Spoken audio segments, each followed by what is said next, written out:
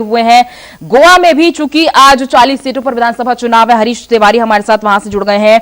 उत्तराखंड में देहरादून से श्रीनिवास पंत हमें बताएंगे कि कितना प्रतिशत वोटिंग अब तक हो पाई है। और उत्तर प्रदेश में चूंकि आज 9 जिलों की 55 विधानसभा सीटों पर चुनाव हो रहा है। बरेली से कुमार विनय हमारे साथ जुड़ गए हैं और रामपुर से सरिता गुप्ता हमारी सहयोगी हमारे साथ जुड़ी हुई है। सबसे पहले गोवा जाऊंगी मैं और गोवा से मैं जानना चाहूंगी हरीश तिवारी से कि कितना प्रतिशत वोटिंग अब तक हो पाई है, क्योंकि सुबह से तस्वीरें बेहद अच्छी गोवा से आ रही हैं, लोग बहुत बढ़ चढ़कर हिस्सा ले रहे हैं। देखिए, गोवा में निर्धारित समय से ही 7 बजे से मतदाता जो है बिल्कुल अपने मतदान केंद्र पर आने लगे हैं और मतदान कर रहे हैं। अभी तक जो मुझे सूचना मिली है 11% से अधिक वोट जो है पड़ चुके हैं। तो दूसरी तरफ मैं आपको बता दें कि अगर गोवा की पूरी स्थिति के बारे में अगर बात की जाए तो देखिए, यहाँ पर 40 सीटों पर जो है विधानसभा चुनाव लड़े जा रहे हैं। 301 लोग अपने भाग्य का आजमाइश कर रहे हैं उम्मीदवार। और लोकतंत्र के महापर्व में मैं आपको बताना चाहूंगा कि यहाँ पर इस बार त्रिकोणीय मुकाबला देखने को मिल रहा है, क्योंकि मुझे जो जानकारी मिली, देखिए शिवसेना है, भारतीय जनता पार्टी है, आप और टीएमसी, ये सारी पार्टियां जो है यहाँ पर इस बार अपने उम्मीदवारों को उतारा हुआ है और काफी कड़ी टक्कर मानी जा रही है। यह बात अलग है कि भारतीय जनता पार्टी का कहना है कि इस बार वो 22 सीट जीत करके लाएगी। तो आप समझ सकते हैं कि ये तो उत्साह है, हर आदमी अपनी अपनी गणित बताते रहता है कि मैं कितना सीट जीत के लाऊंगा, लेकिन यह आने वाला समय ही बता पाएगा। लेकिन रही बात सबसे अहम जानकारी जो मैं देना चाह रहा हूँ कि गोवा में इस बार टीएमसी ने भी कुछ अपने अच्छे उम्मीदवारों को उतारा है और उनका बच्चा से वही कांग्रेस और फॉरवर्ड पार्टी की अगर हम बात करें तो ये मिलकर के चुनाव लड़ रहे हैं। देखना यह होगा कि पिछली बार अगर विधानसभा सत्र की अगर हम बात करें तो उस दौरान जो चुनाव हुए थे उस दौरान जो है कांग्रेस को 17 सीट मिली थी और भारतीय जनता पार्टी को 13 सीट मिली थी। लेकिन वहां पर सत्ता पे काफी भारतीय जनता पार्टी अपनी तोड़ की राजनीति कर करके अपनी सरकार बना ली थी। इस बार अब देखना होगा कि कांग्रेस की स्थिति जो है पुरानी वैसे आ पाती है कि नहीं, क्योंकि यहाँ का जो सर्वे रिपोर्ट कहता है कि इस बार कोई मुकाबला होगा और कोई भी पार्टी जो है अपने दल पर अपने दल पर सरकार नहीं बना सकती है, किसी न किसी का सहयोग लेना होगा। लेकिन भारतीय जनता पार्टी के जो देवेंद्र फडणवीस यहाँ के पर्यवेक्षक थे उनसे जो मेरी बात हुई, उनका कहना था कि भारतीय जनता पार्टी पूरे दम खम से चुनाव लड़ रही है और वही सत्ता में काफी होगी। जी बिल्कुल। तो देखिए, गोवा की 40 विधानसभा सीटों पे लगातार मतदान हो रहा है। 301 उम्मीदवार आज चुनावी मैदान में है। लौटेंगे आपके पास हरीश। बरेली से हम जानना चाहेंगे, कुमार विनय हमारे साथ जुड़े हुए हैं। कुमार विनय, कितना प्रतिशत वोटिंग हम देख पा रहे हैं, क्योंकि देखिए बरेली में 9 विधानसभा सीटें हैं और बड़ी बात यह है कि अब तक उस पर बीजेपी का कब्जा रहा है। अब कई विधायकों के इस बार वोट कटे थे बरेली में, जनता कितनी खुश थी, कितनी नाखुश थी और कितना वोटिंग प्रतिशत अब तक का? देखिए, बरेली में 9 की 9 विधानसभा सीटों पर 2017 में समाजवादी भारतीय जनता पार्टी का कब्जा था। अब उसी प्रदर्शन को दोहराना चाहती है भारतीय जनता पार्टी। भाई समाजवादी पार्टी दोहराना चाहती है भारतीय जनता पार्टी। भाई समाजवादी पार्टी भी इसमें सेंधमारी करने की पूरी कोशिश कर रही है, पूरे दमखम के साथ चुनाव लड़ रही है। पूरी तरीके से मुकाबला बरेली में समाजवादी पार्टी का भारतीय जनता पार्टी के साथ है। जहाँ तक बात करूँ टिकटों की, राजेश सतपाल का टिकट करना गया, सतपाल को किया गया।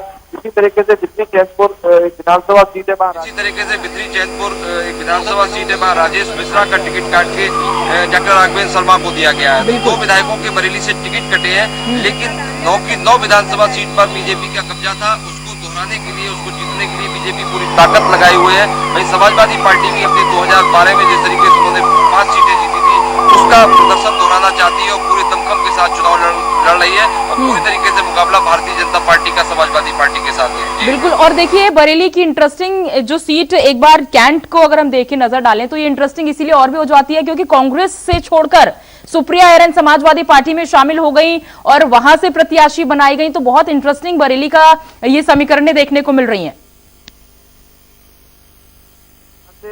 बरेली की मेयर रह चुकी हैं, उनके पति प्रवीण सिंह एरन बरेली से सांसद रह चुके हैं, 2 बार के विधायक रहे हैं। उनको कांग्रेस ने टिकट दिया, वो परंपरागत रूप से कांग्रेसी हैं। उनको कांग्रेस ने टिकट दिया और नामांकन से 2 दिन पहले ही कांग्रेस का टिकट छोड़ के वो समाजवादी पार्टी में आ गई। तो कहीं ना कहीं जब उनको समाजवादी पार्टी में जब उन्होंने टिकट दे दिया बरेली कैंट से, तो इंटरेस्टिंग चुनाव हो गया और उनका सीधा मुकाबला भारतीय जनता पार्टी के संजीव अग्रवाल से हो रहा है। तो समाजवादी पार्टी ने भी एक अच्छा चेहरा उतारा, क्योंकि कांग्रेस से है, क्योंकि मेयर रह चुकी है, तो कहीं ना कहीं पूरी तरीके से ये बड़ी इंटरेस्टिंग और बहुत फाइट वाली सीट हो गई है और बहुत दिलचस्प मुकाबला देखने को बरेली कैंट से भी मिल रहा है, जिसमें सुप्रिया आयरन की सीधी टक्कर संजीव अग्रवाल जो भारतीय जनता पार्टी के प्रत्याशी उनके साथ होने जा रहा है। बिल्कुल बिल्कुल लौटेंगे आपके पास कुमार विनय, जानेंगे और भी समीकरण, लेकिन फिलहाल देहरादून में जाना चाहूंगी। देहरादून से हमारे संवाददाता श्रीनिवास पंत हमारे साथ जुड़े हुए हैं। श्रीनिवास, अगर उत्तराखंड की हम बात कर रहे हैं तो बहुत चुनौतीपूर्ण ये वोटिंग, क्योंकि उत्तराखंड में कई ऐसे जिले हैं, कई ऐसी जगह हैं जो बहुत ऊंचाइयों पर जाके पोलिंग बूथ हैं, और ऐसे में मतदाताओं के लिए कितनी सुविधाएं प्रशासन की ओर से। सबसे पहले वोटिंग प्रतिशत आप हमें बताएं।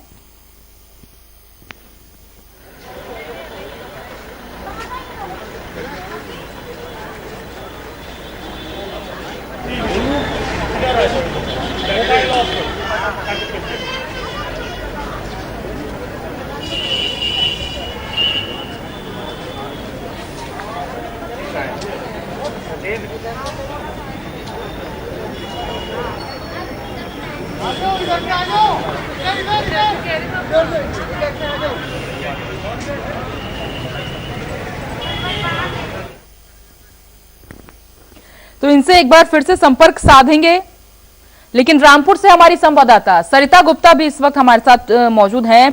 सरिता, चूंकि 9 बार से विधायक आजम खान और उनके बेटे भी इस वक्त अपनी किस्मत आजमा रहे हैं, और रामपुर जाना ही इसीलिए जाता है क्योंकि आजम खान वहां से है, आजम खान का गढ़ उसे कहा जाता है। हालांकि एक समय हुआ करता था जब रामपुरी चाकू बहुत फेमस हुआ करता था वहां पर, और उन तस्वीरों को भी याद किया जाता था। लेकिन रामपुर का मतदाता क्या मुद्दे सोचकर घर से निकल रहा है? बिल्कुल, अगर रामपुर की बात करें, क्योंकि रामपुर विधानसभा जो है 1952 में जो है अस्तित्व में आई, और आजम खान की अगर हम बात करें तो आजम खान यहाँ पर 9 बार विधायक रह चुके हैं। इस वक्त भी वो चुनावी मैदान में है और उनको टक्कर देने के लिए बीजेपी की तरफ से आकाश सक्सेना चुनावी मैदान में है।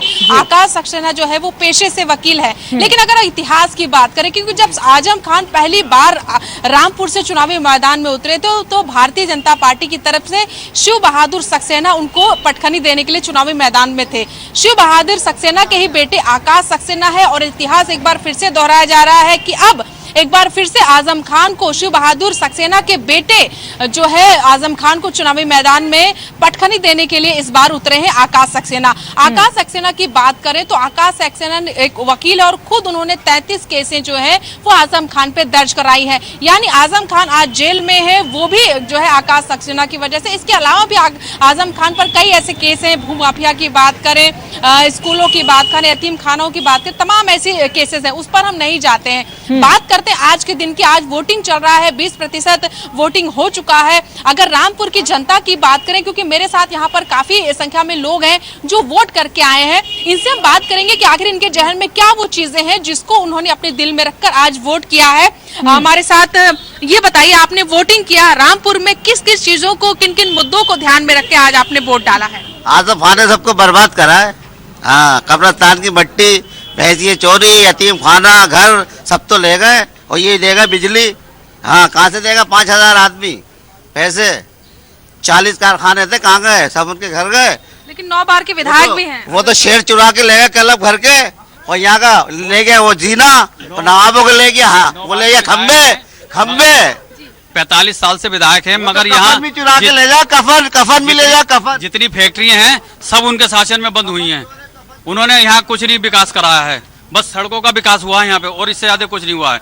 योगी सरकार में यहाँ विकास हुआ है, गरीबों को राशन मिल रहा है 2 बार, महिला सुरक्षा हो रही है, सारा विकास उन्हीं के। भू माफिया अंडरग्राउंड हो गए हैं। महिला सुरक्षा की अगर बात की जाए, आप भी एक महिला है, कितना सुरक्षित महसूस करती हैं आप रामपुर में अपने आप को? जब से योगी सरकार आई है तो हमारे यहाँ की महिला और बालिका निर्भीक एवं निडर है, और वो एक खुली जिंदगी जी रही है। उनके पेरेंट्स जो डरते थे कि हमारी बालिका रात में जाएगी या फिर दिन दहाड़े उनके साथ कमेंट्स बाजी या गलत चीजें होती थी, वो योगी सरकार में छू मंतर हो गई, और पेरेंट्स और बालिकाएं अब निडर होकर अपने कार्य, पढ़ाई और अन्य कार्यों के लिए बेधड़क रात 2 बजे 1 बजे दिन में कभी भी निकल जाती हैं। यही सबसे बड़ी बात है। महिला है और महिला सुरक्षा की बात करूंगी, और ये आगे भी होना चाहिए। आप क्या कहेंगे? बहुत सुरक्षा हुई है महिलाओं के लिए। और होनी चाहिए। यानी महिलाओं के जहन में सिर्फ अपनी सुरक्षा की बात है, विकास की बात है। हमारे साथ एक जन और है, उनसे हम बात करेंगे। जी बताइए। मैम मैं अभी देख रहा था और सुन रहा था कि मैम बात कह रही थी सुरक्षा को लेकर। एक बेटी का अंतिम संस्कार रातों रात में कर दिया गया, इससे भयानक बात क्या होगी शहर के लिए। दूसरी बात, जिसने हाथों में कलम दिया, यूनिवर्सिटी बनाई, इंटर कॉलेज बनाए, उस आदमी को जेल में डाल दिया। जिनने आर्ट को कुचल दिया उसे वो बाहर आ गया। ये कैसा इंसाफ है मैम? किसके ऊपर सरिता देखिए, रामपुर को आज भी आजम खान के गढ़ के नाम से ही जाना जाता है। इन लोगों की बहुत सारी शिकायतें हैं निश्चित रूप से, लेकिन क्या इन लोगों ने मतदान किया है और क्या मुद्दे लेकर ये मतदान करने के लिए घर से निकले हैं, ये एक बार जानिए। जी बिल्कुल, मैं एक सवाल और भी लेना चाहूंगी। आप लोगों में से कितने लोगों ने मतदान किया है? सबने किया है। मतलब सबने मतदान किया। क्या क्या ऐसे मुद्दे रहे हैं जिसको लेकर आपने मतदान किया? सबसे बड़ी महंगाई, जो सिलेंडर 450 रुपए का मिलता था वो डबल इंजन की सरकार ने 950 का कर दिया, और कोई आवाज उठाने वाला नहीं है। मुफ्त का अनाज दे रहे हैं, लेकिन वो मुफ्त का अनाज जनता से डबल पैसों में ले रहे हैं कि जैसे कि गैस सिलेंडर है, जीएसटी कर दी, महंगाई, पेट्रोल डीजल तो आसमान छू रहा है। खाने का तेल जो रोजमर्रा की जिंदगी है, आटा है। मोदी सरकार हमेशा विकास की बात करती है, विकास को लेकर क्या कुछ करना चाहिए? यहाँ पर 5 साल हो गए जो कुछ भी विकास नहीं हुआ। यहाँ पर विकास क्या है? विकास को नाम दे दिया गया। यहाँ पर रामपुर के अंदर अगर आप देखा जाए, जो चौराहे पड़े हैं आज उन पर लाइटें भी नहीं लगू, ये अंधेरे में हो गए। बिजली के बिल इतनी तेज आ रहे हैं, इतनी बढ़ के आ रहे हैं बिजली के बिल, उनको लेके कोई कहने वाला। मौजूदा विधायक तो आजम खान की पत्नी है। मैम मैं आपकी बात से सहमत हूँ। विधायक सरकार सत्ता में कौन है? सत्ता में उसकी चलती है जो सत्ता में केंद्र में सरकार होती है, राज्य में उसकी चलेगी, ना कि विधायक की किसी की चल पाती। देखिए बिल्कुल, यहाँ पर मतदाताओं के भीतर रोष भी है, बहुत सारी शिकायतें भी हैं और वो चाहते हैं कि जिसकी भी सरकार 2022 में आए वो हमारी इन तमाम शिकायतों को सुने, उन्हें दूर करे। लेकिन ये तो 10 मार्च के बाद ही पता चलेगा। आपके पास लौटूंगी सरिता, मैं जानूंगी किस तरह से समीकरण है रामपुर की और ज्यादा। उत्तराखंड से संवाददाता, हमारे देहरादून से संवाददाता श्रीनिवास पंत हमारे साथ जुड़े हुए हैं। श्रीनिवास, बहुत इंटरेस्टिंग ये चुनाव उत्तराखंड का, क्योंकि 70 विधानसभा सीटें हैं और इंटरेस्टिंग इसीलिए क्योंकि बीजेपी में जिस तरह से सीएम के फेसेस बदले हैं, 5 साल बीजेपी 5 साल कांग्रेस वाला जो एक परिवर्तन हम हमेशा से हम देखते आए हैं, क्या समीकरण लग रही है?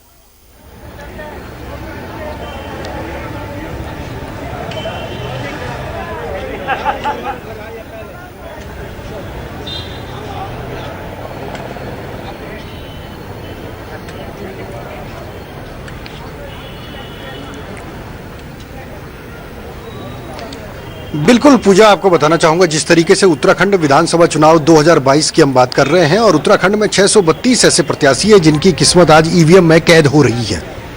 सबसे पहले ये तस्वीरें देखिए, ये चहल पहल, ये चहलकदमी आपको इस बात के संकेत देगी कि कितना लोगों में लोकतंत्र के महापर्व पर आने का उत्साह है और लोग लगातार घरों से बाहर निकल रहे हैं, मतदान कर रहे हैं, क्योंकि सभी लोगों को मालूम है और चुनाव आयोग की जो तैयारियां थी, ये जो जागरूक करने का सिलसिला था, उसी कड़ी में लोग घरों से बाहर निकल रहे हैं और अपने मताधिकार का इस्तेमाल कर रहे हैं। जहां तक उत्तराखंड विधानसभा चुनाव का सवाल है, क्योंकि मैं इस समय हरिद्वार में मौजूद हूं और हरिद्वार विधानसभा सीट की अगर शहर की बात करें तो यहां पर बड़ी तादाद में मतदाता घरों से बाहर निकल करके मतदान कर रहे हैं और तमाम मुद्दों पर ये वोटिंग हो रही है। कोई बेरोजगारी और पलायन के मुद्दे पर वोट कर रहा है, तो कहीं कोई विकास के मुद्दों पर और बेहतर व्यवस्था पर वोट कर रहा है, यानी मिली जुली लोगों की प्रतिक्रिया है। जहां तक उत्तराखंड विधानसभा चुनाव 2022 का सवाल है, तो ऐसे में कांग्रेस और भारतीय जनता पार्टी के सामने यानी सीधे तौर पर यह टक्कर देखी जा रही है, कांटे का युद्ध चल रहा है। लेकिन विधानसभा चुनाव 2022 में ऐसा नहीं कहा जा सकता कि केवल बीजेपी और कांग्रेस के बीच में ही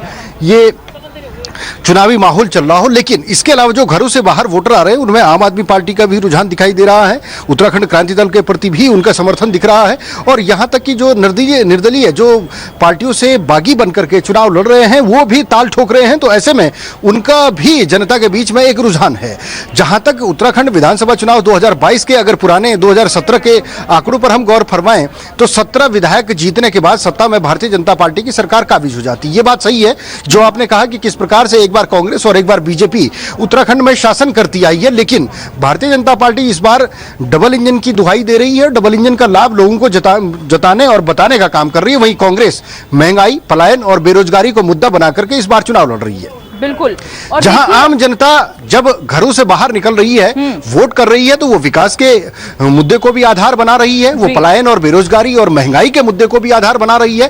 तो यानी उत्तराखंड में इस बार कांटे की टक्कर दिखाई दे रही है। हालांकि भारतीय जनता पार्टी देखिए उत्तराखंड में कांटे की टक्कर निश्चित रूप से श्रीनिवास दिखाई दे रही है, लेकिन व्यवस्थाएं किस तरह से दिख रही है, क्योंकि उत्तराखंड में चुनाव कराना, शांतिपूर्ण तरीके से चुनाव कराना और सभी व्यवस्थाओं के साथ किस तरह से जो विकलांग हैं, जो वरिष्ठ लोग हैं, उन तक पोलिंग बूथ पहुंच रहा है या पोलिंग बूथ तक वो पहुंच रहे हैं, क्या उनके लिए स्पेशल व्यवस्थाएं दी गई हैं, या फिर जो ऊंचे इलाकों में, पहाड़ी इलाकों में, ऐसे क्षेत्र में जहां पर व्यवस्थाएं नहीं हो पाती हैं, गांव में किस तरह से व्यवस्थाएं इस बार की गई हैं पोलिंग बूथ्स की?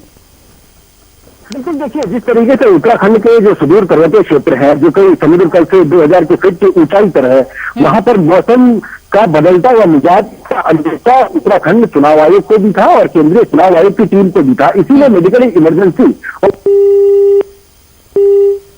बिल्कुल। तो देखिए 70 विधानसभा सीटों पर बहुत इंटरेस्टिंग उत्तराखंड का ये सुबह से चुनाव हो रहा है। लगातार मतदाता जो है वो बहुत उत्साहित है और लगातार पहुंच रहे हैं। चुनाव आयोग को भी था और केंद्रीय चुनाव आयोग की टीम को भी था। इसीलिए मेडिकल इमरजेंसी और वैकल्पिक व्यवस्था के लिए चुनाव आयोग ने 2 एयर एम्बुलेंस एक गढ़वाल में और एक कुमाऊं में स्थापित किया है, ताकि जरूरत पड़ने पर उसका इस्तेमाल किया जा सके। हालांकि मौसम बहुत अच्छा है, खुशगवार है, सूरज निकली हुई है, धूप खिली हुई है और ऐसे में लोग घरों से बाहर निकल रहे हैं। लेकिन उसके बावजूद भी जो उम्रदराज लोग हैं, 80 साल से अधिक के लोग हैं, जो असहाय हैं, पोलिंग सेंटर तक नहीं जा सकते हैं, ऐसे लोगों के लिए भी चुनाव आयोग ने पूरी मुस्तैदी के साथ टीम का गठन किया है, जो उनको डंडी, कंडी और पालकी के जरिए पोलिंग बूथ तक ला रहे हैं और उनके मताधिकार का इस्तेमाल करवा रहे हैं। ये अपने आप में एक अच्छी खबर कही जा सकती है और एक अच्छा प्रयास भी कहा जा सकता है। और इसके अलावा घरों पर भी वोट डालने की अनुमति जारी की गई है। लेकिन इसके अलावा जो मौसम के साथ साथ अगर हम ऊंचाई वाले इलाकों या जो कई ऐसे बूथ सेंटर हैं जहां पर 18 किलोमीटर पैदल चलना है, 10 किलोमीटर पैदल चलना है, जब पोलिंग पार्टियां उत्तराखंड में रवाना की गई थी, तो ऐसी कई सारी पोलिंग पार्टियां थी जिनको बस से उतरने के बाद, यानी ट्रांसपोर्टेशन के बाद 10 किलोमीटर, 20 किलोमीटर, 15 किलोमीटर, 18 किलोमीटर पैदल जाने के बाद वहां पर उनको वोट करना पड़ेगा या व्यवस्था को संभालना पड़ेगा। तो इसी कड़ी में लगातार व्यवस्थाएं दुरुस्त की जा रही हैं और लगातार जो लोग हैं वो घरों से बाहर निकल रहे हैं। बिल्कुल। तो देखिए लोग घरों से बाहर निकल रहे हैं और पीएम मोदी ने भी ये दरख्वास्त की है कि पहले मतदान और फिर अन्य काम। हम भी आपसे यही कहते हैं कि सबसे पहले आप मतदान कीजिए, क्योंकि लोकतंत्र का ये महापर्व है। लौटूंगी आपके पास श्रीनिवास। हरीश रावत, आपके पास एक बार फिर से आते हुए, क्योंकि गोवा के सीएम ने यहां पर आग्रह किया है लोगों से कि बीजेपी ने 10 साल गोवा में काम किया है। प्रमोद सावंत ने यह कहा है और 10 साल काम करने के बाद वो लोगों के सामने है, वो लोगों से सिफारिश कर रहे हैं कि एक बार फिर से बीजेपी को खूब सारे वोटों से जिताया जाए। हरीश तिवारी।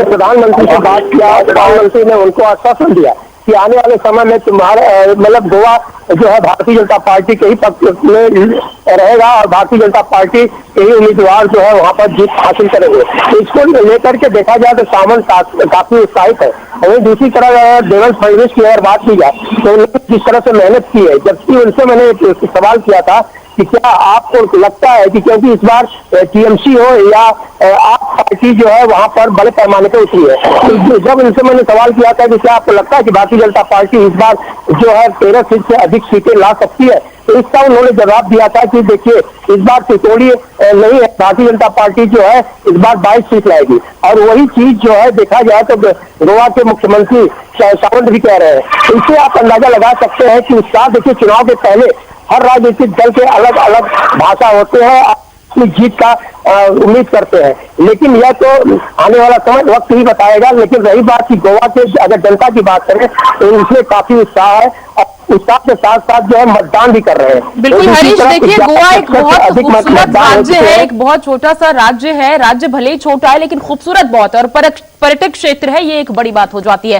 तो जो मतदाता हैं वो क्या मुद्दे सोचकर घरों से निकल रहे हैं? निश्चित रूप से वो चाहते हैं कि हमारा गोवा जो कि बहुत खूबसूरत है, जहां पे देश विदेश से पर्यटक आते हैं, वो और डेवलप करे। निश्चित रूप से ये तमाम मुद्दे उनके जहन में होंगे।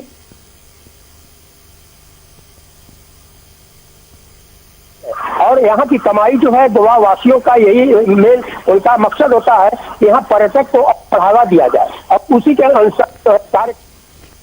जो है उसके अनुसार ही काम करती है। कई फ्लाईओवर्स बना दिए गए हैं। अगर एयरपोर्ट की बात की जाए तो उसमें भी काफी तब्दीलियां लाई गई हैं। अब दूसरी तरफ सड़कें जो है काफी मरम्मत की गई है। समुद्र के किनारे जो यहाँ पे करीब बीचेज है वहाँ भी काफी सफाई का कार्य जो है किया जा रहा है। तो और दूसरी चीज खासतौर से महिलाओं के लिए बहुत सारी आप पार्टी जो है देखा जाए तो महिलाओं के लिए बहुत सारे पेंशन का मामला आई थी कि पेंशन हम देंगे उनको। वो भारतीय जनता पार्टी जो है पहले से ही पेंशन देना शुरू की थी। एक तरह से जो कामकाजी महिलाएं नहीं है उनको रुपया 1000 रुपया दिया जाता था। तो देखिए हर राजनीतिक दल के जो है लोग अलग अलग महिलाओं को रिझाने के लिए चुनाव के पहले अपना पैकेज खोले हैं। अब देखना यह होगा कि आखिरकार उसका असर कितना पड़ता है। लेकिन गोवा के जो मतदाता हैं वो उनके में अंदर काफी विश्वास है। जब उनसे बातचीत की जाए तो उनका यही कहना है कि सब ठीक है। मतलब कोई राजनीतिक मुद्दा उछाल करके नहीं बोल रहे हैं। जरूर महंगाई का मुद्दा लेकर के कोई न कोई कहा कि पेट्रोल के दाम और डीजल के दाम जो है बढ़े हुए हैं उसे कम होना चाहिए। बिल्कुल बिल्कुल। तो देखिए कई मुद्दे लेकर मतदाता अपने जहन में और घरों से निकल रहे हैं, जोर शोर के साथ वोट कर रहे हैं। जैसा कि आपने बताया कि 11% कुछ इस वक्त वोटिंग हो चुकी है। हम आशा करते हैं कि वोटिंग लगातार बढ़ती जाएगी। लौटेंगे आपके पास हरीश। सरिता आपके पास मैं आऊंगी क्योंकि रामपुर सीट ऐसी है कि वो हॉट सीट कहलाती है उत्तर प्रदेश की। और उत्तर प्रदेश में रामपुर सीट की अगर हम बात कर रहे हैं तो आजम खान और अब्दुल्ला आजम खान ये दो नाम ऐसे हैं कि इनसे नजर ही नहीं हटती है, इनसे बात ही नहीं हटती है। और अगर हम आजम खान के अगेंस्ट बात कर रहे हैं तो वो है आकाश सक्सेना। आकाश सक्सेना एक ऐसा नेम जिन्होंने बहुत सारी शिकायतें आजम खान के ऊपर दर्ज करवाई थी और वो इसीलिए सुर्खियों में भी बहुत ज्यादा आ गए थे। आकाश सक्सेना युवा चेहरा है। क्या लगता है इस बार की समीकरण में दोनों के बीच में कांटे की टक्कर देखी जा रही है या फिर आजम खान का गढ़ ही कहलाएगा रामपुर? देखिए पूजा, अगर रामपुर की अगर हम बात करें तो आजम खान का गढ़ माना जाता है रामपुर। लेकिन इस बार का जो चुनावी समीकरण है वो काफी दिलचस्प होने वाला है क्योंकि जिस तरीके से आजम खान, क्योंकि वो सीतापुर जेल में बंद है और उनका प्रचार प्रसार, चुनावी प्रचार जो है खुद अखिलेश यादव ने किया और जनता के बीच जाकर उन्होंने कहा कि आजम खान ने छात्रों के लिए स्कूल बनवाए। उनको क्या किया गया, योगी सरकार में जेल में डाल दिया गया। उधर केंद्रीय गृह राज्य मंत्री के बेटे जो है किसानों को रौंदते हैं, उनको जमानत दे दी जाती है। तमाम ऐसे आरोप प्रत्यारोप किए गए। लेकिन रामपुर का जो समीकरण है वो क्या बदलेगा, यहाँ की जनता क्या चाहती है? क्योंकि जनता से हमने बात की, जनता के जहन में कई ऐसे मुद्दे हैं, विकास की बात है, सुरक्षा की बात है, महंगाई की बात है, तमाम ऐसे मुद्दे हैं जिनको लेकर आज रामपुर की जनता वोट कर रही है। वोट के बाद अब क्या कुछ समीकरण बदलेंगे? क्या रामपुर आजम खान का ही गढ़ माना जाएगा या कुछ बदलाव की बयान निकलेगी? ये तो 10 मार्च को ही पता चलेगा। लेकिन अगर रामपुर की जनता की बात करें, हमारे साथ रामपुर के जनता भी मौजूद है, उनसे हम पूछेंगे। ये बताइए, जो आपने आज वोटिंग की तो क्या जहन में क्या कुछ चीजें चल रही थी? आजम खान को जो बेगुनाह को एक जेल में 2 साल से बंद किया गया है, उसके खिलाफ एक रामपुर वालों का गुस्सा है। वो उस गुस्से से समाजवादी को वोट कर रहे हैं और एक तरफा वोटिंग है। यहाँ कोई नहीं हैगा उनकी टक्कर में, इसलिए उन्होंने स्कूल बनाए, उन्होंने शिक्षा का काम किया हैगा और झूठे मुकदमों में जाके उन्हें फंसाया गया है। इसलिए रामपुर वालों का बहुत गुस्सा है। आज पूरा रामपुर एक तरफ है। तो यानी गुस्सा जो है रामपुर के वासियों का, वो कहना यह है कि वोटिंग जो है एक तरफा होगी और पूरी तरीके से जो वोटिंग है वो समाजवादी पार्टी की तरफ से जाएगी। लेकिन अभी कुछ भी कहना पूजा बहुत जल्दबाजी होगी क्योंकि अभी हमने कुछ लोगों से बात की। पूरे रामपुर की जनता क्या कुछ चाहती है, क्या कुछ उनके जहन में मुद्दे हैं, क्या कुछ ऐसी चीजें हैं जिसको लेकर आज वोट कर रहे हैं। क्योंकि रामपुर का हमने दौरा किया, यहाँ पर अलग अलग बूथों पर हमने बातचीत की तो लोगों का यही कहना है कि कई ऐसे मुद्दे हैं जिसको लेकर वो पोलिंग बूथ पर जा रहे हैं और वोटिंग कर रहे हैं। अब देखना ये होगा कि क्या रामपुर आजम खान का ही गढ़ रहेगा या कुछ इस बार बदलाव होगा, ये देखना दिलचस्प होगा पूजा। बिल्कुल। और स्वार सीट पर क्या समीकरणें देखी जा रही हैं? क्योंकि स्वार सीट इसीलिए हॉट हो जाती है क्योंकि आजम खान के बेटे अब्दुल्ला आजम खान वहां से लड़ रहे हैं। देखिए, क्योंकि रामपुर के साथ साथ जो सौर सीट है जहां पर खुद आजम खान के बेटे चुनावी मैदान में हैं, जो खुद जमानत पर निकले हैं और अब चुनावी मैदान में हैं, वो भी काफी हॉट सीट मानी जा रही है क्योंकि वो पहली बार चुनावी मैदान में है।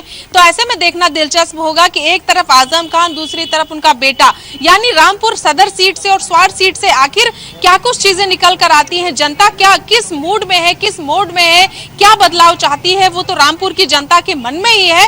लेकिन हम तो सिर्फ यही कहेंगे कि जो विषय जो है यहाँ की जनता लेकर जाकर वोटिंग कर रही है, जो कुछ उनके जहन में चल रहा है, जिस तरीके से रामपुर की जनता चाह रही है, आखिर वो उसी तरीके से बदलाव हो जिस तरीके से जमीनी हकीकत तो रामपुर की जनता ही जान रही है। क्योंकि यहाँ की जनता का यही कहना है कि काम कुछ नहीं हुआ है, विकास कुछ नहीं हुआ है, मोदी सरकार सिर्फ विकास की बात करती है। हमारे साथ एक जन और है, उनसे भी बात कर लेते हैं, बहुत बोलने को आतुर है। क्या कुछ आपके जहन में चल रहा है? मैम, रामपुर के अंदर इतना विकास आजम खान ने कराया, लेकिन वो सब बेकार, किसी भी काम का नहीं है। और माननीय मोदी जी की, प्रधानमंत्री जी की योजना के तहत इतने मकान यहाँ आवंटित किए गए हैं, उसमें बिना भेदभाव के आवंटित किए गए हैं। और राशन 2 टाइम मिल रहा है। सबका साथ सबका विकास, यही भाजपा की नीति है और भाजपा यही चाहती है कि सबका साथ सबका विकास, सबको एक साथ लेके चले।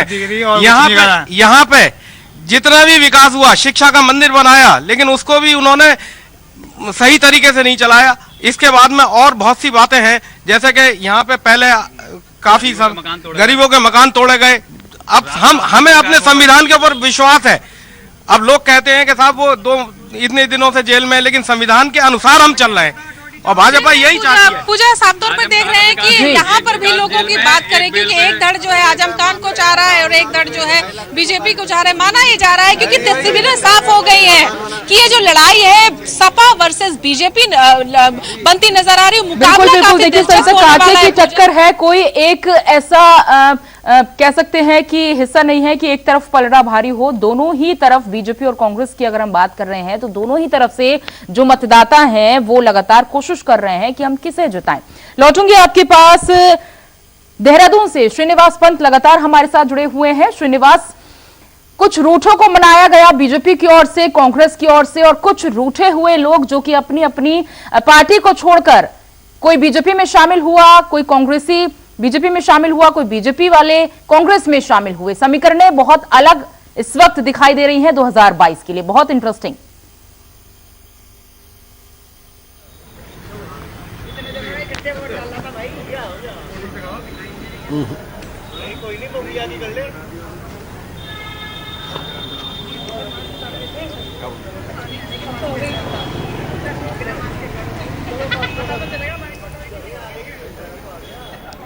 पूजा, आपका सवाल दोबारा सुनना चाहूंगा।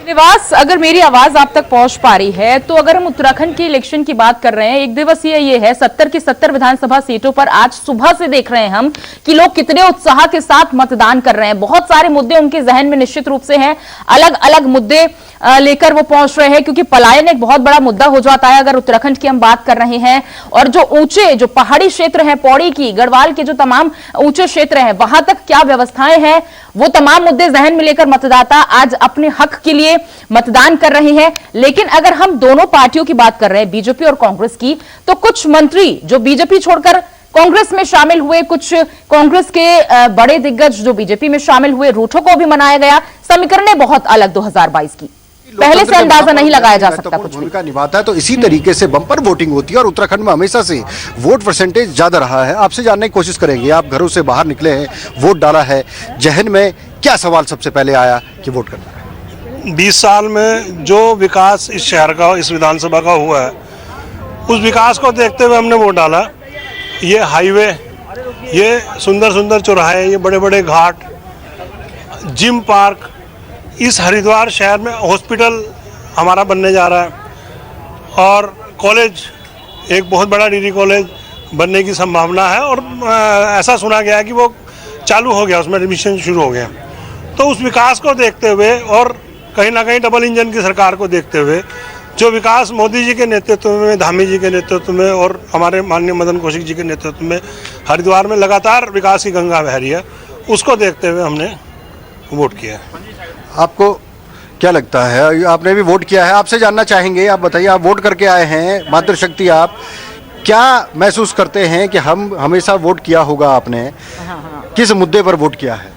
इस मुद्दे पे यह है कि इन्होंने सब कुछ करा, मतलब गरीबों की सहायता भी करी। अब हमने क्या रखा ही ना, वो जो पहले इन्होंने यहाँ से शीतला माता के मंदिर में ना सबको कहा था 1.5-2 लाख रुपए मिलेंगे गरीबों को, हमने सब चीज़ दे दी, हमारा कोई पैसा नहीं आया, अब तक कोई पैसा नहीं आया। तो हमने राजेश को कहा था भैया हमारा भी काम कर दो, उन्होंने कहा कर देंगे, अब पता नहीं होगा या नहीं होगा, वोट दिया है। चलिए, यानी जब जनप्रतिनिधि कहीं ना कहीं एक उम्मीद दिखाते हैं, एक सपना पूरा कराते हैं, तो जाहिर सी बात है कि लोग उसी तरीके से आगे बढ़ जाते हैं। और इसी प्रकार से विधानसभा चुनाव 2022 की अगर हम बात करें तो 632 ऐसे प्रत्याशी हैं जो उत्तराखंड में लगातार कोशिश कर रहे हैं, और कोशिश करते हुए जो जनता घरों से बाहर निकल रही है, वोटिंग कर रही है। और जिस प्रकार से अगर क्यों मैं कि हरिद्वार की अगर बात करूं तो हरिद्वार विधानसभा सीट में, मैं शहर की सीट पर मौजूद हूं, और भारतीय जनता पार्टी के प्रदेश अध्यक्ष खुद यहाँ पर वोट डालने का काम करेंगे, यानी उनकी वो प्रत्याशी भी है, उनकी सीट भी है यहाँ पर। और कैसा आलम रहने वाला है, क्या कुछ रहने वाला है, ये हम सुबह से लगातार आज बताने का प्रयास कर रहे हैं। हमारे साथ सीनियर सिटीजन भी यहाँ पर मौजूद है, उनसे जानने की कोशिश की। क्या कहेंगे, कैसा लगा वोट डाल के? जब कांग्रेस ने 60 साल में कुछ नहीं करा बाबू जी, अब क्या करेगी वो? हमारा परिवार भाजपा से ही संबंध रखता है, और फिर भाजपा ने तो बहुत कुछ कर दिया, और क्या चाहिए? विकास के मुद्दे पर वोट कर रहे हैं आप? जी हाँ। चलिए, यानी ये देखिए, ये लोगों की भावनाएं हैं कि लोग किस प्रकार से किन किन मुद्दों को आधार बनाते हैं। हालांकि ये लोगों का अपना गोपनीयता होती है कि वो किसको वोट करें, किस रूप से आगे बढ़े, ये लोगों की अपनी सोच होती है। लेकिन उसके बावजूद अगर हम उत्तराखंड विधानसभा चुनाव हॉट सीट बहुत सारी है उत्तराखंड में, लेकिन दो ऐसे चेहरे हैं जिन पर सभी की नजरें हैं। एक फेस है सीएम पुष्कर सिंह धामी का, वो इसीलिए क्योंकि कुछ महीने की उन्होंने जो रफ्तार पकड़ी और जिस तरह से उन्होंने काम किया, लोकप्रियता उन्होंने निश्चित रूप से बहुत ज्यादा बटोरी है। कुछ महीने हालांकि वो सिर्फ सीएम पद पर देखे जा रहे हैं, फिलहाल लगातार वो सुर्खियों में है। और हरीश रावत दूसरा ऐसा चेहरा कांग्रेस की ओर से, हरीश रावत का जो सुर्खियां बटोर रहा है।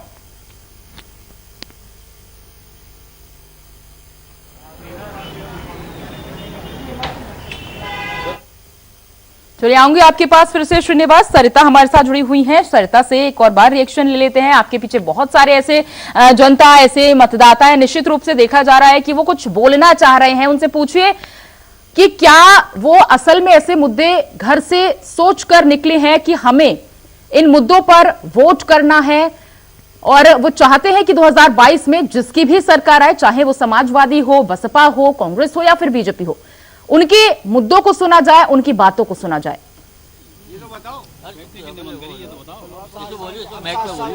देखिए पूजा, क्योंकि अगर हम मुद्दों की बात करें, क्योंकि रामपुर की जनता के जहन में कई ऐसे मुद्दे हैं, सुरक्षा की है मुद्दे हैं, खासकर महंगाई के ज्यादा लोग बात कर रहे हैं, आपस में टकराव भी हो रहा है।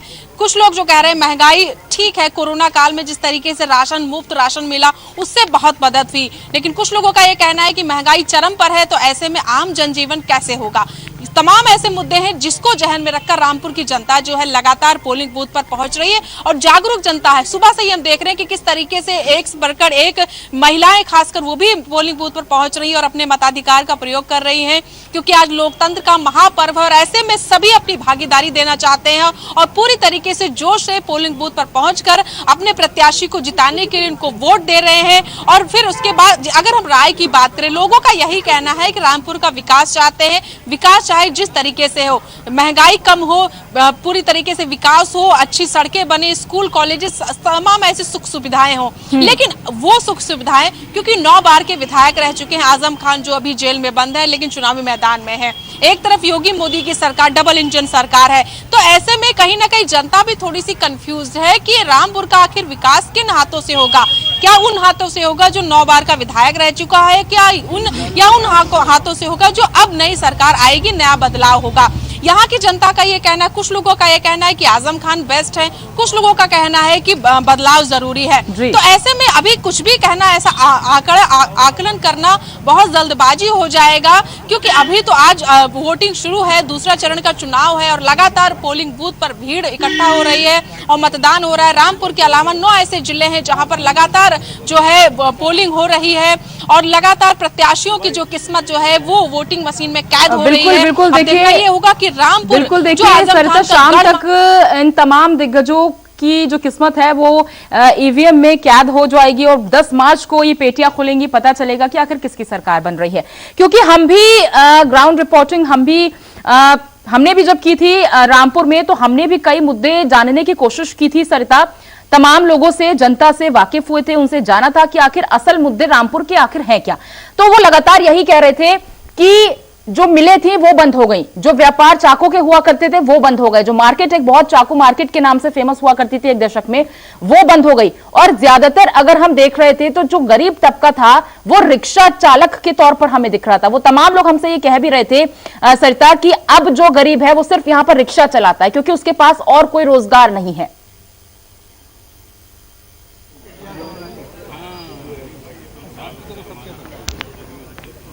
देखिए, रोजगार एक बड़ा मुद्दा है और रामपुर की ही बात क्यों, पूरे देश के लिए रोजगार बेरोजगारी एक बड़ा मुद्दा है। और खासकर जनता जब पोलिंग करने जाती है, मतदान करने जाती है, तो जहन में ये भी चीजें होती हैं कि रोजगार के अवसर कैसे बढ़े और बेरोजगारी कैसे खत्म हो। क्योंकि सरकार विकास की तो बात करती है, लेकिन विकास के साथ साथ कई ऐसे अहम मुद्दे हैं, चाहे सुरक्षा की बात करें, रोजगार की बात करें, बेरोजगारी की बात करें, तमाम ऐसी चीजें। क्योंकि कोरोना पीरियड में सबने देखा कि किस तरीके से जो है लोगों पर, आम जनता पर इसका असर पड़ा है। कई ऐसे लोग बेरोजगार हो गए, खासकर आम जनता पर इसका असर पड़ा है। रामपुर की जनता भी यही चाहती है कि उनका जो नया विधायक हो वो विकास के पथ पर रामपुर को लेकर जाए और यहाँ की तस्वीर बदले। लेकिन नया विधायक कैसा होगा, कौन होगा, इस पर अभी कुछ भी मंथन है। क्योंकि एक तरफ आजम खान तो दूसरी तरफ बीजेपी की तरफ से। लेकिन आज रामपुर की जनता के जहन में कई ऐसे और मुद्दे हैं। हमारे साथ कुछ और लोग हैं जो काफी देर से अपनी बारी का इंतजार कर रहे हैं कि वो भी आकर अपनी बात रहे। ये बताइए कि क्या जहन में था आपके जब आप आज आपने वोटिंग की? मेरे जहन में यही था कि मैं चाहता हूँ बदलाव। मेरी मेन चीज जो है, मैं बदलाव चाहता हूँ। इस बीजेपी सरकार ने हम सबको, चाहे वो हिंदू हो, मुसलमान हो, सिख हो, ईसाई हो, कोई हो, सबको बर्बाद कर दिया। कोई विकास नाम की कोई चीज नहीं है। चाहे रामपुर देख लें, मुरादाबाद देख लें, कहीं किसी जगह पे कोई विकास नहीं हुआ है आज तक। ये सारी बातें बस कह रहे हैं कि विकास हुआ, कहाँ विकास हुआ, दिखाओ विकास। लेकिन हमारे आजम खां जब यहाँ मौजूद थे तो हर जगह देख लें आप, विकास था और रामपुर चमकता होता था। और रामपुर नहीं, समाजवादी हुकूमत जब उत्तर प्रदेश में थी तो पूरा हिंदुस्तान, हमारा पूरा उत्तर प्रदेश चमकता होता था। लेकिन अभी भी आजम खान की पत्नी जो है, धर्म पत्नी है, वो मौजूदा विधायक है। और अब भी देख लिए, उनकी समाजवादी हुकूमत नहीं होने से भी फिर भी इतनी पावर है, आज हम खुल के कह सकते हैं। और हम यही कहेंगे, आजम खान जिंदाबाद। आजम खान की एक ही इच्छा है, बनाओ बीड़ी चलाओ रिक्शा। आजम खान है, रामपुर वालों को रिक्शा हाथ में थमाइए, कलम छीनी है उनके हाथ से, गरीबों को सबको रिक्शा बांट दी उन्होंने। उनकी इच्छा है, उनकी रामपुर के वालों को इच्छा है कि बनाओ बीड़ी और चलाओ रिक्शा। इसके अलावा उन्होंने कोई काम नहीं किया है। देखिए पूजा, ये विचारों का मतभेद है और बिल्कुल लगातार अलग-अलग विचार हैं। जिसका जो मत है वो अपनी बातें कर रहा है, लेकिन उनके विचारों की मदद नहीं चाहते हैं। क्योंकि आज वोटिंग का दिन है, लगातार वोट किए जा रहे हैं। 20% से ज्यादा वोटिंग रामपुर में हो चुकी है। अभी जो है धीरे धीरे जो दिन जब चढ़ेगा तो वोटिंग प्रतिशत और भी बढ़ेगा। और रामपुर की जनता ये चाहती है कि बदलाव हो। बदलाव कैसे होगा? क्या मौजूदा जो विधायक है वही आगे, उन्हीं का जो परिवार है वो आगे बनेगा, या फिर कुछ नए बदलाव होंगे? ये देखना दिलचस्प होगा पूजा। बिल्कुल, निश्चित रूप से दिलचस्प होगा कि किसकी पार्टी आती है, किसका विधायक आता है। लेकिन सरिता, अगर कांग्रेस की हम बात कर लें, कांग्रेस का अगर जिक्र कर लें, तो प्रियंका गांधी ने इस बार कई प्रतिशत महिलाओं को प्रत्याशी के तौर पर उतारा है। तो क्या कांग्रेस कहीं नजर आ रही है रामपुर में, या फिर सिर्फ समाजवादी पार्टी वर्सेस बीजेपी का आंकड़ा देखा जा रहा है? कांटे की टक्कर उन दोनों पार्टीज में। देखिए, अगर कांग्रेस की हम बात करें तो कांग्रेस की तरफ से जलील खां यहाँ पर चुनावी मैदान में है। क्योंकि 2002 की अगर हम बात करें तब भी आजम खान को हराकर उन्होंने आजम खान की विजय रथ को रोका था, और एक बार फिर से वो चुनावी मैदान में है। तो यानी ये टक्कर बहुत आसान नहीं है रामपुर में आजम खान के लिए, क्योंकि बीजेपी वर्सेस समाजवादी पार्टी तो ये लड़ाई है ही, लेकिन कांग्रेस भी कड़ी टक्कर दे रही है आजम खान को। तो अब देखना ये होगा कि रामपुर का जो समीकरण है वो किस तरीके से बदलेगा। क्या यहाँ के जो चुनावी मुद्दे हैं, क्या विकास के जो मुद्दे हैं, उसका असर वोटिंग पर कितना पड़ेगा, ये देखना दिलचस्प होगा पूजा। क्योंकि यहाँ के जो मौजूदा लोग हैं, जो यहाँ की जनता है, उनका साफ तौर पर यही कहना है कि रोजगार के अवसर बढ़े, क्योंकि बड़ी बातें नहीं करते हैं। उन्होंने कहा कि उनको जो जमीन से जुड़ी चीजें हैं, पानी, बिजली, आम खान पान चीजें, विकास की बात, रोजगार की बात, महंगाई की बात, तमाम ऐसे जो छोटे मोटे मुद्दे हैं उनको लेकर आज वो वोटिंग कर रहे हैं और बदलाव चाह रहे हैं। और बदलाव वो कैसा चाह रहे हैं ये तो 10 मार्च को ही क्लियर होगा, क्योंकि जो भी वोटिंग करने जा रहा है उसके दिल में बस वही ऐसे मुद्दे हैं जिसको लेकर यहाँ रामपुर की जनता वोटिंग कर रही है। अब देखना ये होगा कि 10 तारीख को क्या बदलाव होता है रामपुर में। लोकतंत्र का महापर्व है सरता, ऐसे में लोग उस तरीके से वोटिंग के लिए घर से निकल पा रहे हैं, क्योंकि कई लोग कई पार्टी से, राजनीतिक दलों से नाराज होते हैं और वो चाहते हैं कि हम ना निकले घर से, हम वोटिंग ना दें। तो वो उत्साह रामपुर में देखा जा रहा है कि लोग बहुत उत्साहित हैं और घरों से निकल रहे हैं, पहले मतदान कर रहे हैं, बाद में दूसरा कोई काम कर रहे हैं। इस तरह की तस्वीरें रामपुर में देखी जा रही हैं।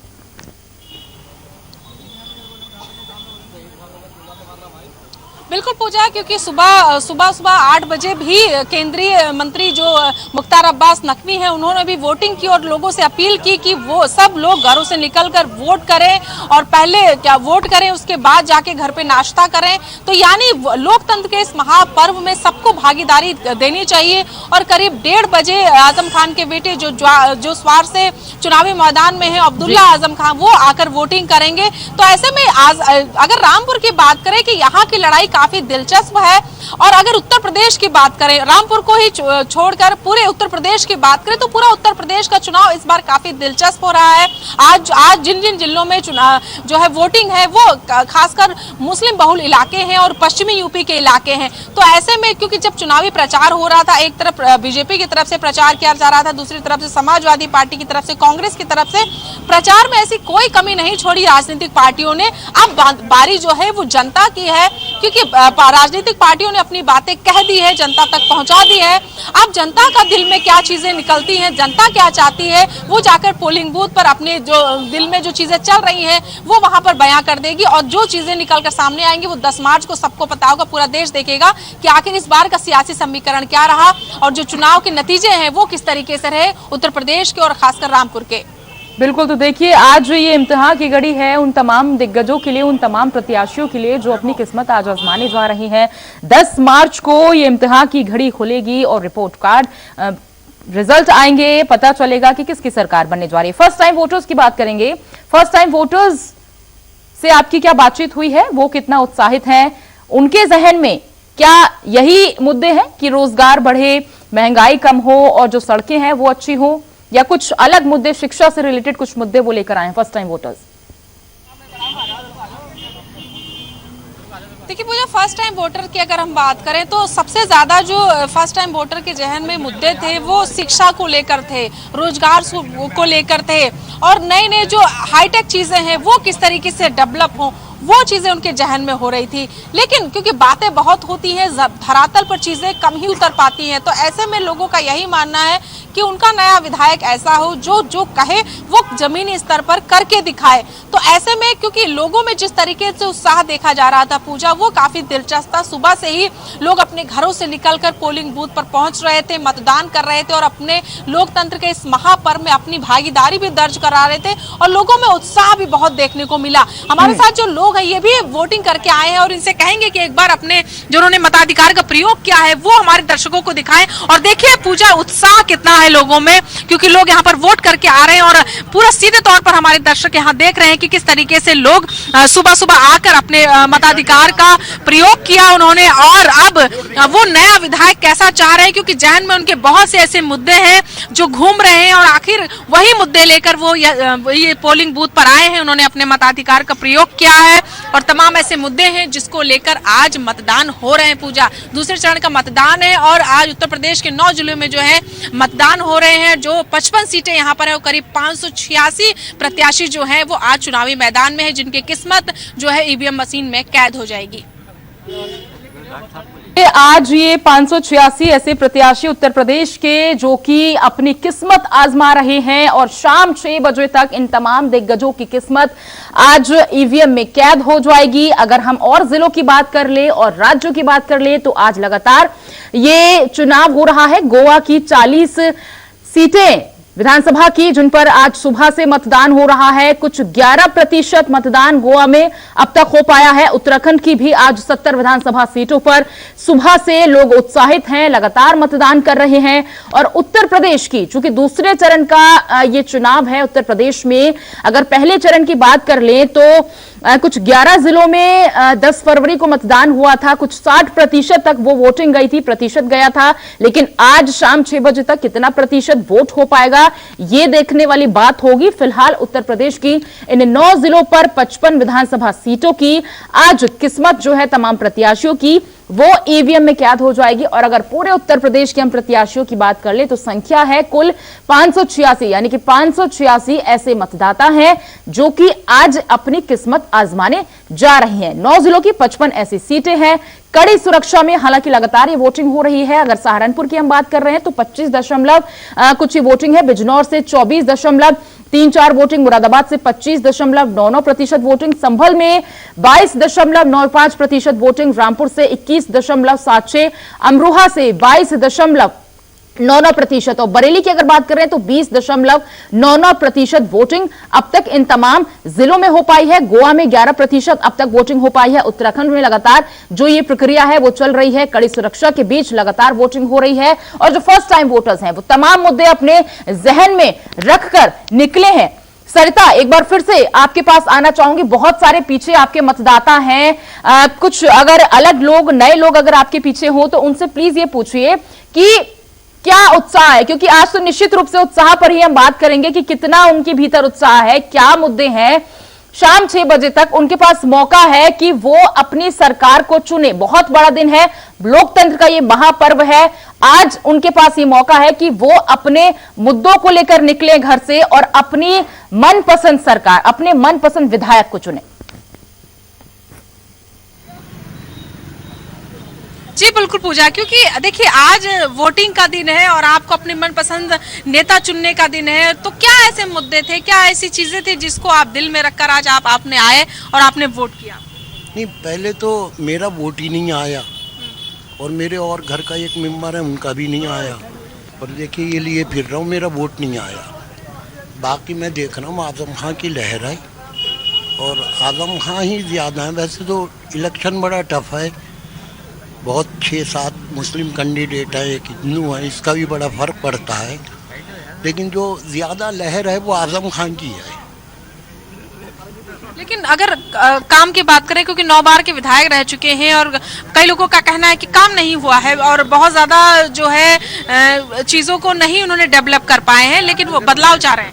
सरिता, एक और सवाल, अभी इन्होंने एक प्रश्न उठाया कि वोट नहीं बना है इनका, तो जिन लोगों के वोटर कार्ड नहीं है क्या उनके पास ऑप्शन है? ये एक और प्रश्न पूछ लीजिए, या फिर आप क्या बता पाएंगे? क्योंकि जो वोटर्स हैं वो निश्चित रूप से करना चाहते हैं, लेकिन जिनके पास वोटर आईडी कार्ड्स नहीं आ पाए हैं, क्या वो अपने अपने आधार कार्ड से भी इलेक्शन में मतदान कर सकते हैं? एक बार बताइएगा प्लीज।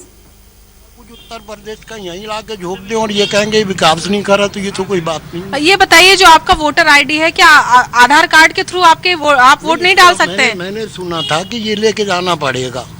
आधार कार्ड भी है मेरे पास, लेकिन मेरा वोट नहीं आया। और बहुत से लोगों को ये शिकायत है, बहुत से लोगों को ये शिकायत है कि वोट नहीं आया। बहुत से लोग ऐसे हैं यहाँ पे, मैं सुन रहा हूँ कि वोट लोगों का नहीं आया। तो देखिए बहुत सारी शिकायतें यहाँ पर निश्चित रूप से मतदाताओं के पास से आ रही है। जहन में बहुत सारे ऐसे मुद्दे हैं, वो चाहते हैं कि हम अपने इन मुद्दों को सॉल्व करवाएं। 2022 के लिए वो ऐसी सरकार चुनना चाहते हैं कि वो उनके मुद्दों को सॉल्व कर पाए, वो तमाम सुविधाएं उन तक पहुंचा पाए। लेकिन एक बार आपको फिर से बता दूं कि गोवा की 40 विधानसभा सीटों पर सुबह से लगातार मतदान हो रहा है।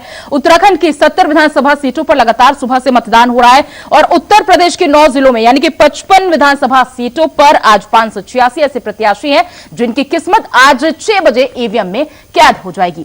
फिलहाल यहां पर एक छोटे से ब्रेक के लिए हम रुक रहे हैं। ये महा कवरेज लगातार जारी रहेगी।